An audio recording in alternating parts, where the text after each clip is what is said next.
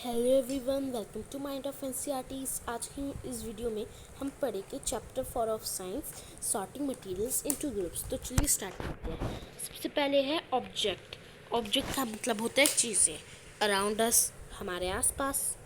तो सबसे पहले है कि हम बहुत सारी चीज़ें देखते हैं हमारे पास, हमारा खाना, हमारे कपड़े, उनमें बहुत सारी समानताएं होती हैं। समानताएं नहीं, sorry, different things, not just food and clothes. Therein is such a vast varieties of objects everywhere. सिर्फ हमारे कपड़े या खाने में ही नहीं, बहुत सारी चीज़ों में वैरायटीज़ होती है। हम अपने आसपास chair, bullock cart, cycle, cooking utensils, book, clothes और इस तरह की बहुत सारी चीज़ें देखते हैं। ये सारे ऑब्जेक्ट्स में डिफरेंट कलर, साइज, शेप्स होते हैं। Look around and identify object that are round in shape. हाँ, और उनमें से कई ऑब्जेक्ट थोड़े राउंड्स भी होते हैं, सर्कल जैसे। आर लिस्ट में include rubber ball, football and glass marble. तो glass marble, rubber ball, football, ये सब चीज़ें राउंड होती है काफ़ी ज़्यादा। If we include objects that are nearly round, out list could also include objects like apple, oranges and even pictures. अगर हम देखें कि चीज़ें पूरी तरह से राउंड नहीं है ना हो, वो तो वो वाली थोड़ी थोड़ी बट राउंड हो, तो वो सेब, संतरा, गोल फ्रूट्स वगैरह ऐसे। तो अब आ गया, suppose we were looking for objects that are edible. तो आप मान लीजिए कि हम देख रहे हैं कुछ ऑब्जेक्ट्स जो कि खा सकते हैं। एडिबल का मतलब होता है खाने वाले। We might include all the items that we have listed in table 1.1, 1.2 and 1.3 in chapter 1. आपने चैप्टर 1 में जो 1.1, 1.2 और 1.3 टेबल फिल किया होगा, उसमें आपने बहुत सारी खाने की चीज़ें देखी होगी। चैप्टर 1 में हमने ये भी ढूंढा था कि कुछ ऑब्जेक्ट होते हैं जो राउंड होते हैं, जो कि इस ग्रुप में भी है। Let us say we wish to make a group of object. चलिए हम देख लेते हैं कि हमारी इच्छा है कि हम ऑब्जेक्ट्स का एक ग्रुप बना लें। जो कि प्लास्टिक के ऑब्जेक्ट्स का ग्रुप, बुकेट्स का, lunch boxes, toys, water container, pipes and may such objects may find in a place in the ground. तो हम उन सब चीज़ों को अलग करते हैं जो प्लास्टिक से बनी है, जो बकेट्स है, लंच बॉक्स है, टॉयज़ है, वाटर कंटेनर, पानी की बॉटल्स, पाइप और अलग चीज़ें जो हमें ग्राउंड्स वगैरह में मिल जाती है। There are so many ways to group objects. हमारे पास बहुत सारे तरीके जिनसे हम ऑब्जेक्ट्स के ग्रुप्स बना सकते हैं। दूसरे एग्जांपल्स में हमने ग्रुप किए थे ऑब्जेक्ट्स उनके शेप्स में, उन्हें बनाए जाने वाले मटेरियल्स में। और all object around us are made of one or more material. जो कि हमारे आसपास ऑब्जेक्ट्स है वो एक या एक से ज़्यादा मटेरियल्स के बनते हैं। These materials may be glass, metal, plastic, would, cotton, paper, mud और सॉयल। ये सारे मटेरियल्स ग्लास, पेपर, मड और ऐसी और चीज़ें। Can you think of more example of materials? क्या आप इनमें से और एग्जाम्पल सोच सकते हैं? तो मुझे कमेंट में बताइए। तो अब ये जो एक्टिविटी 1 है ये इतनी ज़्यादा इम्पोर्टेंट नहीं है। इसमें बस ये है कि आप कोई चीज़ें इकट्ठा कीजिए, जैसे कि बुक्स वगैरह, और उन्हें अलग अलग ग्रुप कीजिए कि कौन सी चीज़ प्लास्टिक की है, उनके कलर, साइज़ वगैरह के लिए। तो ये वाला पार्ट ज़्यादा इम्पोर्टेंट नहीं है। अब हम थोड़े इम्पोर्टेंट पार्ट में आते हैं। ये प्रॉपर्टीज़ ऑफ मटेरियल काफ़ी इंपॉर्टेंट है, इससे स्टडी करते हैं हम। Have you ever wondered why a timber is not made with a piece of cloth? क्या आपने अभी कभी सोचा कि जो ग्लास होता है, टिम्बलर का मतलब होता है ग्लास, कि वो कपड़े से क्यों नहीं बनता? आप एक एक्सपेरिमेंट करके देखिए। जैसे ये पहेली ने बनाया है ना, एक एक कपड़े से एक ग्लास बना लीजिए, उसमें देखिए, और पर वो इसलिए नहीं बन पर उससे जो पानी होगा वो बाहर निकल जाएगा। क्यों? क्योंकि हमें ऐसे ऑब्जेक्ट्स चाहिए जो जो कि हमारे काम आ सके। मतलब आपके मन में कभी कोई ना कोई तो सवाल आया ही होगा कि टिम्बर कपड़े का क्यों नहीं बन सकता, बुक्स मेटल की क्यों नहीं बन सकती, क्योंकि हमारे काम के अनुसार हम उन्हें बनाते हैं। देखिए, जैसे कि अगर हम कपड़े से बना लेंगे टिम्बलर, तो काम थोड़ी चलेगा, पानी तो कपड़े के आर पार हो जाएगा, इसलिए हम मेटल का बनाते हैं। तो इस पार्ट में ये है। अब हम पढ़ लेते हैं appearance. Metals usually look different from each other. Metals एक दूसरे से हमेशा अलग दिखाई देते हैं। Would looks very different from iron. अब वो आयरन से भी काफ़ी डिफरेंट दिखता है। हाँ, और आयरन जो होता है वो कॉपर और एल्युमिनियम से डिफरेंट दिखता है।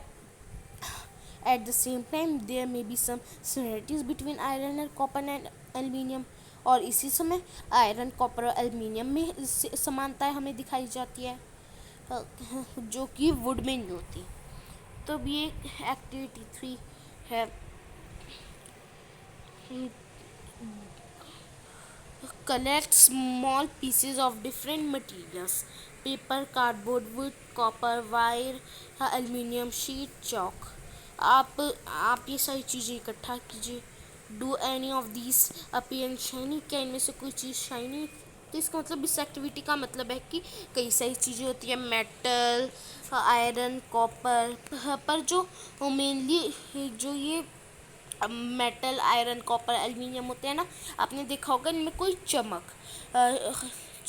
लस्टर का मतलब होता है चमक, इनमें एक चमक सी आपको दिखाई देगी। हाँ, वो आपको बाकी ऑब्जेक्ट जैसे कि पेपर या फिर कपड़े में दिखाई नहीं देगी। ये सिर्फ metal, iron, copper, aluminium, gold, इन सब चीज़ों में ही वो होती है ये चमक। हाँ, आप इन सब चीज़ों में ही चमक देख सकते हैं। Some metals often lose their shine and appear dull. आपने कई बार देखा होगा कि कुछ मेटल्स होते हैं जो कि अपनी शाइनिंग, अपनी चमकता खो जाते हैं और उनमें जंग वगैरह लग जाता है, because of the action of air and moisture of them. Because क्योंकि उनमें मॉइस्चर हो जाता है और हवा का दबाव भी हो जाता है। We therefore notice the luster only on their freshly। हम इसमें नोटिस करते हैं कि लस्टर इतनी आसानी से कट नहीं होता। When you visit an iron smith or a workshop, look out of freshly cut surfaces or metal store to see if they have luster। आप किसी कटी हुए आप किसी वर्कशॉप या फिर आयरन स्मिथ में जाइए और देखिए कि कटे हुए आयरन में क्या लस्टर है, क्या चमक है। तो अब हम आते हैं हार्डनेस पे। तो हार्डनेस ये होता है कि आप कोई चीज़ ले लीजिए, अगर आप उसे थोड़ा दबा के देखिए, अगर वो आपसे इजीली दब जाती है तो मतलब वो सॉफ्ट होती है। अगर आपको उसे दबाने में प्रॉब्लम होती है, मुश्किल से दबती है या फिर दबती ही नहीं है, तो वो हार्ड होती है। हार्ड चीज़ों के एग्जांपल है कि मेटल से बनी चीज़ें, कॉपर, एल्युमिनियम, गोल्ड से बनी चीज़ें, ये सब हार्ड चीज़ों के एग्जांपल है। और सॉफ्ट चीज़ों के जैसे कि गद्दा, रुई, कॉटन, ये सब सॉफ्ट चीज़ों के एग्जांपल है। In appearance metal can have different properties like lustre, hardness, be rough or smooth. तो जो मेटल होता है इसमें बहुत सारी प्रॉपर्टीज़ होती है, जैसे इसमें लस्टर होता है। मेटल जो भी मैंने बताया कि ये हार्ड भी होता है, ये कई बार रफ और स्मूथ भी हो जाता है। Can you think of the other properties that despite the aluminium और मटीरियल्स? क्या आप एल्युमिनियम में भी कोई मटेरियल अपेयर देख सकते हैं एक से ज़्यादा? अब हम आ जाते हैं सॉल्यूबल और इनसॉल्यूबल में। तो इसमें है कि आप कुछ चीज़ें आप एक पानी में शुगर, सॉल्ट, चॉक पाउडर और सैंड, सॉल्डस्ट, ये सब चीज़ें डाल के देखिए और देखिए कि जो चीज़ें हैं वो पानी में अच्छी तरह मिक्स हो जाती है क्या। पर आप देखेंगे कि जो सैंड होगा, चॉक पाउडर होगा, वो पानी में अच्छे से मिक्स नहीं होगा, जैसा इसमें दिखाया है वो नीचे बैठ जाएगा। पर अगर आप शुगर या फिर सॉल्ट लेंगे तो वो इसकी तरह बिल्कुल अच्छे से मिक्स हो जाएगा। आपने कभी ट्राई भी किया होगा, नहीं किया तो आप अभी करके देख लीजिएगा वीडियो के बाद। तो अब आगे है और ये टेबल है 4.3, आप इससे फिल कर सकते हैं अगर आप चाहे तो। इसमें फिल करने की, इसमें सबसे पहले कि सॉल्ट कम्प्लीटली डिसअपेयर हो जाता है। शुगर होता है या नहीं, यस शुगर होता है। सैंड होता है या नहीं, नहीं सैंड नीचे बैठ जाता है। चॉक पाउडर भी नीचे बैठ जाता है। सॉडस्ट थोड़ा थोड़ा होता है। You will notice that some substances have completely disappear or dissolves in water. आपने कई बार देखा होगा कि कुछ सब्सटेंसेस कम्प्लीटली डिज़ोल्व हो जाते हैं। तो जो कम्प्लीटली डिज़ोल्व हो जाते हैं उन्हें हम सॉल्यूबल बोलते हैं, और जो डिज़ोल्व नहीं होते मतलब मिक्स नहीं होते उन्हें हम इनसॉल्यूबल बोलते हैं। तो ये सॉल्यूबल और इनसॉल्यूबल क्लियर होगा। अब ये एक्टिविटी 5 भी ज़्यादा इम्पोर्टेंट नहीं है। तो अब हम ऑब्जेक्ट में फ्लोट और सिंक इन वाटर, इस पे आ जाते हैं। While doing activity 4, you might have noticed that the insoluble substances separate out from water. जब आप एक्टिविटी 4 कर रहे थे, जब आप वो ट्राई करके देख रहे थे कि कौन सी चीज़ें सॉल्यूबल है और इनसॉल्यूबल है, तब आपने देखा कि जो चीज़ें इनसॉल्यूबल है वो पानी से अलग की जा सकती है। You may have also notice this with some liquids in activity 5। आपने ये जो एक्टिविटी 5 है, जो ये ज़्यादा इम्पॉर्टेंट नहीं थी, इसमें था कि आपने एक्टिविटी 4 में तो ये पाउडर वगैरह के साथ किया था, इसमें आपको लिक्विड के साथ करना था पानी में। तो इसमें आपने ऑयल के साथ किया होगा एक्सपेरिमेंट, तो ऑयल पानी में नहीं होता। हाँ, फ्लोट ऑयल पानी में तैरता रहता है, मिक्स नहीं होता। तो इसका मतलब है कि वो फ्लोट होता है। तो जो चीज़ें पानी में नहीं जाती अंदर, ऊपर ऊपर तैरती रहती है, उन्हें हम फ्लोट कहते हैं।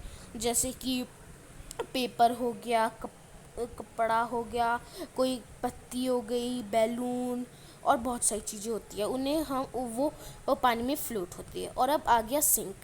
सिंक जो होता है, सिंक मतलब जो पानी में अंदर डूब जाते हैं।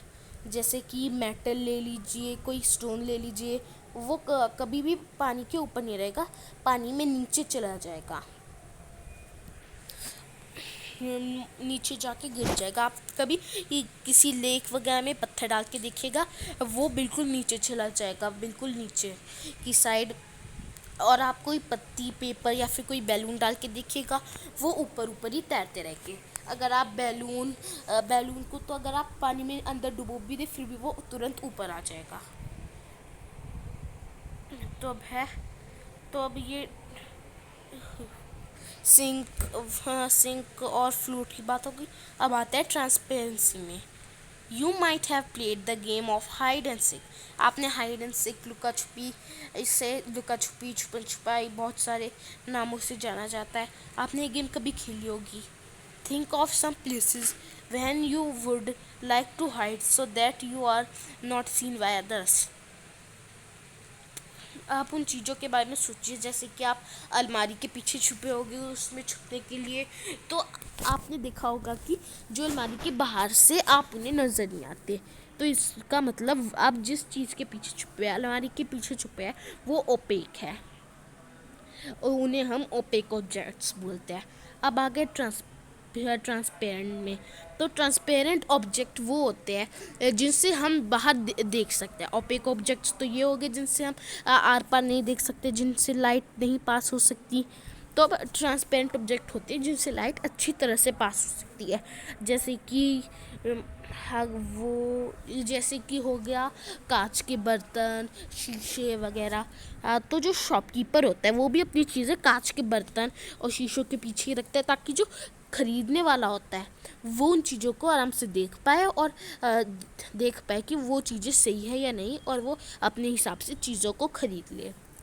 तो इस वजह से शॉपकीपर्स इन सब चीज़ों को कांच के डब्बों में रखते हैं या फिर ट्रांसपेरेंट प्लास्टिक के डब्बों में रखते हैं। अब आगे ट्रांसल्यूसेंट। तो जो ट्रांसल्यूसेंट होता है, ट्रांसल्यूसेंट ऑब्जेक्ट होते हैं जिनसे लाइट थोड़ी थोड़ी पास होती है, थोड़ा धुंधला, जैसे कि बटर पेपर हो गया। देखिए ट्रांसल्यूसेंट का ये वाला है, इसमें ये थोड़ा थोड़ा दिख रहा है, बस पूरा नहीं, थोड़ा तो सही। तो इसकी डेफिनेशन हो गई कि जिसमें से लाइट थोड़ी थोड़ी पास होती है, उसे हम ट्रांसल्यूसेंट बोलते हैं। तो अब ये एक्टिविटी 6 है। Take a sheet of paper and look through it towards a lighted bulb. आप एक पेपर की शीट लीजिए और उसे एक बल्ब के सामने रख के देखिए कि उससे दिखाई देता है क्या। आप अपनी ऑब्जर्वेशन का एक नोट लिखिए। Now put 2 to 3 drops of some oil and separate it on a sheet of paper। तो आप फिर 2 से 3 ऑयल की बूंदें उस शीट ऑफ पेपर पे डालिए। तो इसका मतलब ये है कि आप एक पेपर ले लीजिए, उसे लाइट के सामने रखिए, तो आपको वो ट्रांसलूसेंट लगेगा, नहीं सो ओपेक लगेगा, ओपेक। फिर आप उस पर 2 से 3 ड्रॉप्स ऑयल की डालिए, फिर वो ट्रांसलूसेंट बन जाएगा, मतलब उससे लाइट थोड़ी थोड़ी पास होएगी। आप भी ज़रूर करके देखिएगा। अब आ जाते हैं हम यहाँ पे। पहली suggest covering the glass of a torch with your पान एट अ डार्क प्लेस। तो जो पहेली थी उसने एक टॉर्च ली और टॉर्च की लाइट की साइड पे अपना हाथ रख दिया, तो और एक उस जगह पे अंधेरा था। Switch on the torch and observe the other hand of the पान। आप टॉर्च को ऑन कीजिए और फिर हाथ को देखिए अपने। She wants to know whether palm of your hand is opaque, transparent or translucent. तो पहेली जो थी वो देखना चाहती थी कि हमारा हाथ ओपेक होता है, ट्रांसपेरेंट होता है, translucent. We learn that materials differ in different appearance and they way they mix in water or the other liquid। तो जो हमने इस चैप्टर में सीखा कि मटेरियल्स कितने डिफरेंट होते हैं, मटेरियल्स उनके कलर अलग होते हैं, उनका साइज़ अलग होता है, वो लिक्विड, वो soluble, insoluble, transparent, object, transparent, opaque, translucent, बहुत सारे तरह के मटेरियल्स होते हैं। Materials can be group on basis of similarities और different in their properties. Materials को हम ग्रुप कर सकते हैं सिमिलरिटीज़ और प्रॉपर्टीज़ के डिफरेंसेस पर। Why do we need to group materials? हमें मटीरियल्स को ग्रुप करने की ज़रूरत क्यों है? In everyday life, we often group materials for our convenience. At home, we usually store things in such a manner that similar objects are placed together. तो आपके exam में क्वेश्चन आ सकता है, बड़ा इंपॉर्टेंट है कि हमें मटेरियल्स को ग्रुप करने की ज़रूरत क्या है। तो इसका आंसर है कि हमें मटेरियल्स को ग्रुप करने की ज़रूरत है, क्योंकि उससे हम मटेरियल्स को ठीक से देख सकते हैं, रख सकते हैं। पेपर वाली जगह पे पेपर्स ही रख सकते हैं, लकड़ी वाली जगह पे लकड़ी, ऐसे कि पेपर वाली जगह पे अगर लकड़ी, मेटल, इन सब का सामान रख देंगे तो पेपर वाली चीज़ ढूंढने में मुश्किल होगी, इसलिए हम इन्हें ग्रुप्स करते हैं। There is another reason why we find such grouping useful। यहाँ पे और भी कई रीजंस है जिनसे हम इसे यूज़फुल देखते हैं। Diving materials in groups makes it convert to study their properties and also observe a pattern in these properties। We will study more about this in higher classes। हम इसके बारे में बड़ी क्लासेस में और भी पढ़ेंगे। तो ये की पॉइंट्स है: hard, insoluble, lustre, material, metal, opaque, rough, soluble, transparent, translucent. तो ये सब चैप्टर पे डिस्कस है, फिर भी आप इनकी डेफिनेशन अच्छे से पढ़ लीजिएगा और चैप्टर को एक और बार रिवाइज कीजिएगा, लर्न कीजिएगा, चैप्टर रीडिंग अच्छे से कीजिएगा। और कैसा लगा वीडियो कमेंट बॉक्स में बताइए। अच्छा लगा तो लाइक कीजिए, चैनल को सब्सक्राइब कीजिए। Good bye.